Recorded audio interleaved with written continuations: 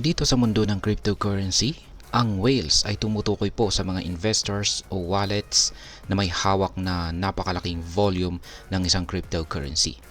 Dito po sa kaso ni Dogecoin, ito ang mga accounts na may hawak ng daang-daang milyon o bilyon na Dogecoins. Ngayon ay bakit po mahalaga ito?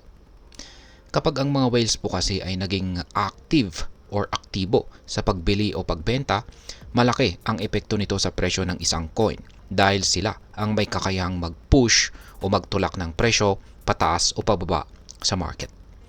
At yan po ang siyang ating pag-uusapan sa video na ito. Pero bago po tayo magpatuloy, ay nais ko lamang po munang bigyang linaw ang aking disclaimer kung saan ang nilalaman po ng video na ito ay hindi po ito isang financial advice. For education and information purposes lamang po ang layunin nito. Yan, ano nga ba ang nangyari kay Dogecoin noong holiday season nitong nakalipas na taong 2024? Ayan, habang ang karamihan po sa atin ay abala sa pagdiriwang ng bagong taon, ang mga Dogecoin whales naman ay abala rin, pero hindi sa pag-inom ng wine o pagkain ng lechon, kundi sa pagbili ng Dogecoins.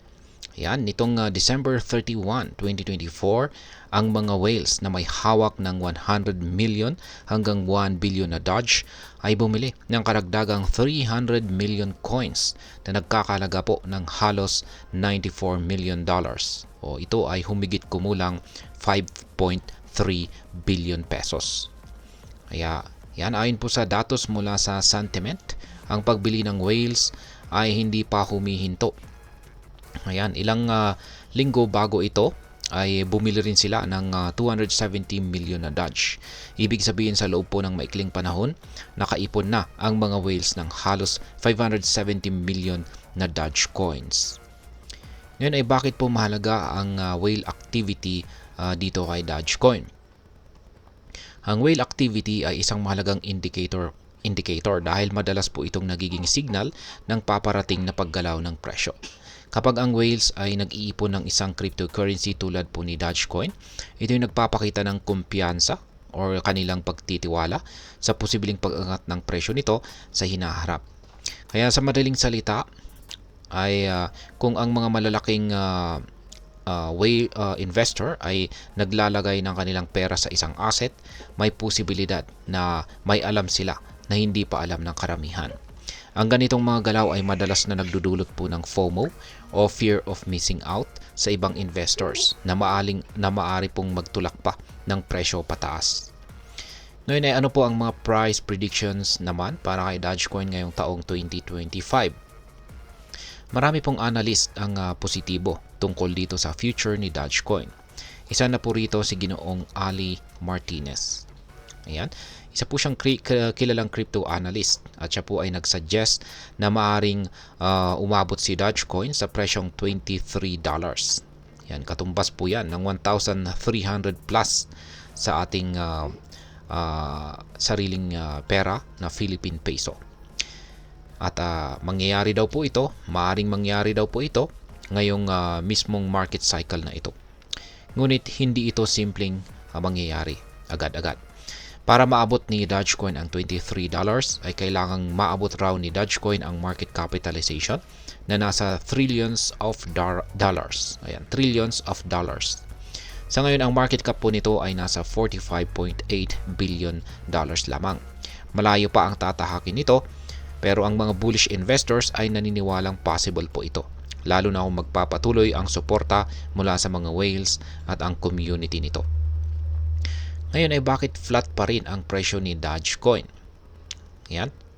Sa kabila ng mga whale purchases, ang presyo po ni Dogecoin ay nananatili pa rin sa pagitan po ng 0.30 hanggang 0.33.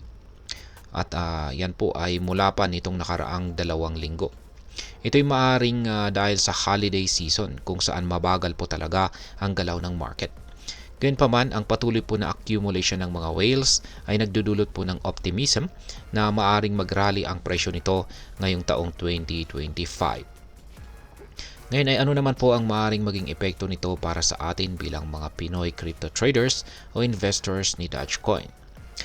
Ang balitang ito ay may malalim na epekto sa ating strategies.